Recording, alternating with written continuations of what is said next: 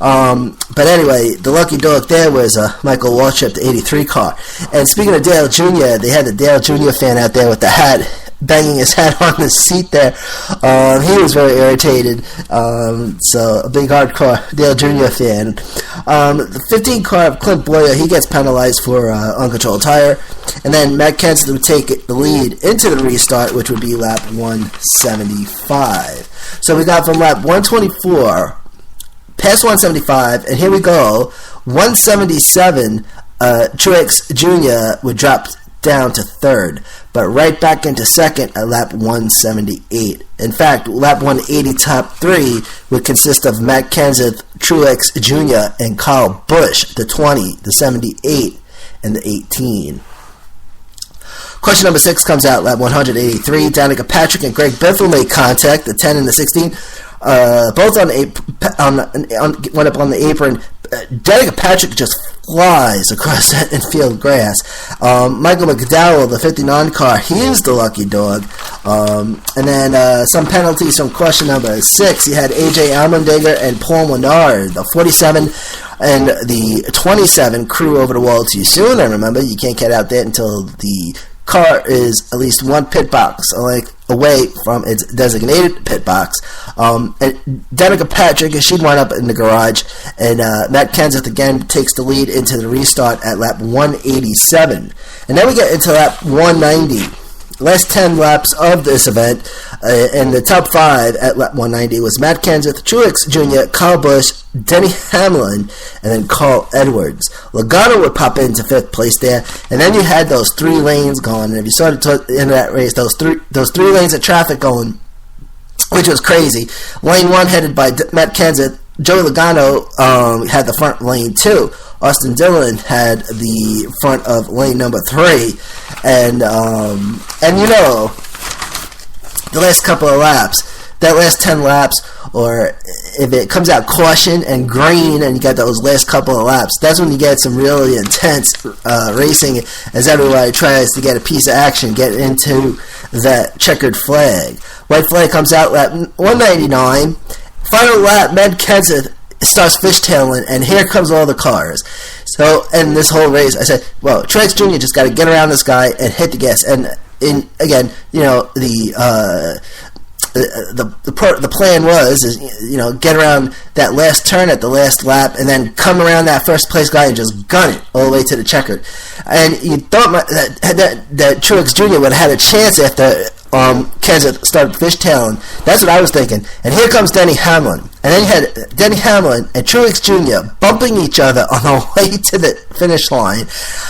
And at first I thought for sure it was Truex Jr. that crossed first. And then they scored it as Denny Hamlin coming in first. And of course they got all that computer stuff now. And the front of Denny Hamlin's car sticking out by 4 inches going over that line. And the closest finish in the history of the Daytona 500. So there you go. And the top 5 finishes Hamlin, Truex Jr., Kyle Busch, Kevin Harvick, and Carl Edwards. And also the first win for Toyota in Daytona 500. So there you go. I know some hardcore NASCAR fans like Toyota. And speaking of cars, of course, another big news that came out is that Stewart-Haas Racing in 2017 is going to be switching from Chevy to Ford. That made news over the week in the last couple. Actually, that came out yesterday. Actually, so Stewart-Haas Racing starting in 2017 will be fielding some Fords instead of Chevys. So I don't know. All right. We also have Xfinity, and we also have some trucks, and we also have Can-Am Duel. Got some stuff on Can-Am Duel, not a lot.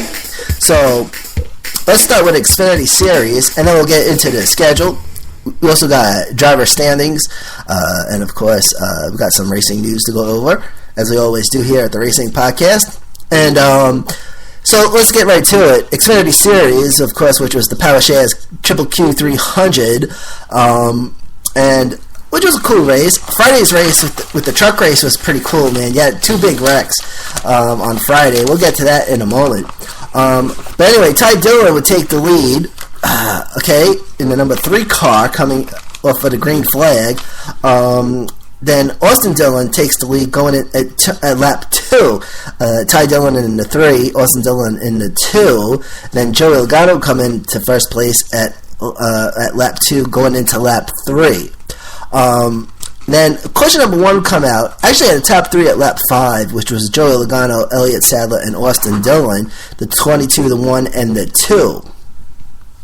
First question come out. Lap 5, incident between Bobby Gerhart and Ryan Preece. Bobby Gerhart heads in the garage. He's in the 85 car. Ryan Preece, he wind up dropping out of the race. He's in the 01 car.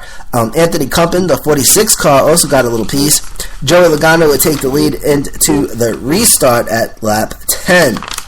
Question 2 would come out lap 14. Jeb Burton in the 43 car. He loses it and goes into the grass. A couple other cars go sliding as well. Bobby Labonte in the 18. Also Eric Jones driving in the 20. The 33 of Brandon Jones. And then Brendan Poole in the 48. Got a little piece of action. Race off pit road. Which was race off pit road during that question, and that was won by Joey Logano, followed by Ty Dillon and Elliott Sadler, the 22, the 3, and the 1. But Chase Elliott, he would wind up taking the lead, the 88 car, into the restart, which was at lap 18. Okay, then Austin Dillon would take the lead at lap 20, going into lap 21. Question 3 would come out lap 22. The number 90 car, Martin Roy. He hit the wall, outside wall. He was running 29th at the moment. He heads to the garage. Average speed, they said that the average speed was 110 miles an hour, but I don't know about that. I might have that.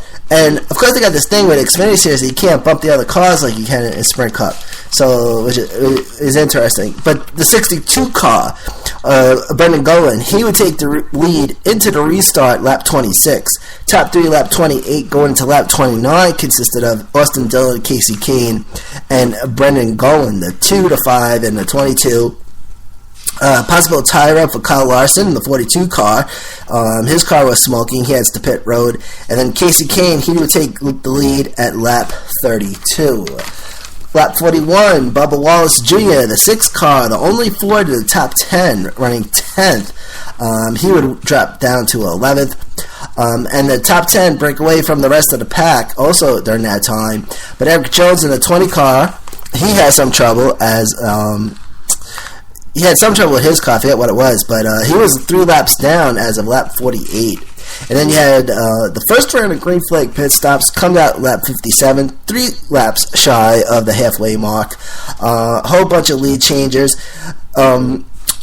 Actually, Joe Nemechek had the lead for a little bit, and then Eric Almirola took the lead at lap 60. And Eric Almirola in the Xfinity Series, he was in the 98 car.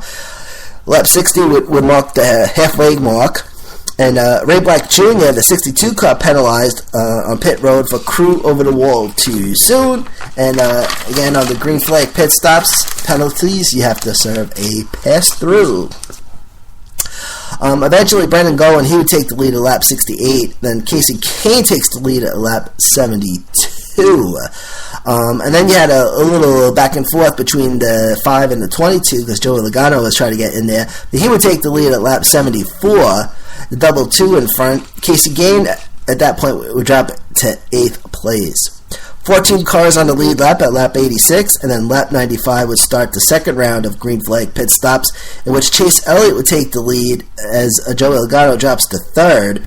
Lap 96, Elliott Sadler takes the lead, and then Joey Logano moves up to 2nd. And then you had Justin Allgaier in the 7 car. He was running 3rd at that moment. Allgaier, however, was speeding on pit road, so he had to serve a pass through. Joey Logano would take the lead back at lap 100. Lap 101, that would bring out the 4th question. Ray Black Jr. stalls on the back straightaway, and so they go from lap 22 all the way to lap 101. before question number 4 comes out. Joey Logano, 22, takes it into the restart, which would be lap 107. But Chase Elliott would take the lead right back right after the restart. And then you had a battle for first between the 88 and the 22 car. Logano would eventually drop down to 4th at lap 108. By lap 115, he was running 4th. But at lap 110, you had a top 3, which consisted of Chase Elliott, Elliott Sadler, and Darrell Wallace Jr., the 88, the 1, and the 6. Let's see. And then Chase Elliott still holding on to the lead by lap 110. The white flag would come out lap 120. At lap 119, and then lap 120 would seal the deal. The race was finished at 5:49 p.m. Eastern Time, and then Chase Elliott, of course, the winner there. Joey Logano and Casey Kane take second and third, the 88, the 22, and the 5. So there you go. And then we had some trucks, and I love the trucks, man, and trucks is one of my favorites to watch, and trucks have a really weird schedule. They're racing this weekend, but then after that they're on a long break. They don't come back until April, so they have this one race coming up on Saturday, and again they're doing a double header this Saturday. So you have there's Xfinity Series racing at 1:30, and then truck racing at 4:30 at Atlanta, and which will be really cool. So I'm hoping to get all my Saturday stuff done in times to catch that, because I've been looking forward to the whole week. So it was the Next Era Energy Resources 250 for the trucks. Start time 7:52, and race finished up at 10:15. You had Austin Terriot, which was my favorite to win. I was kind of rooting for Austin Terriot, the number 2 truck. He takes the lead from the race start, but by lap 3, Grant Enfinger would climb up into the first place spot. But Johnny Sauter in second, and then Austin Terriot, he'd be running third at lap 3. Now, question 1 comes out lap 4 for Tommy Joe Martin, who hits the wall. He actually hit the wall twice, brought out another, I think it was the second question also, leaving debris on the track, and Tommy Joe Martin in the 44 truck. Some penalties. The 90 Parker Kilgerman, driving the 92, penalized the crew over the wall too soon. He had to restart in the rear. Austin Terriot, however, would take the lead into the restart, which was lap 10. At lap 11, though, he would drop down to third. And you got the situation with this clock. Excuse me, one second. All right. So you have this competition, this caution clock. So how it goes is it starts at 20 minutes and runs down to 0. At the end of that 20 minutes, then they go to a competition caution. In the event that a caution comes out for any other reason within that 20 minutes, the clock will then reset back to 20, and that's the caution clock. So there you go. Top 3, lap 11, Grant Enfinger, Johnny Sauter, and Austin Terriot. Question 2 comes out, lap 11, and again, this is for Tommy Joe Martin, who was into the wall again. This time he would head up into the garage. He would actually wind up dropping out of the race.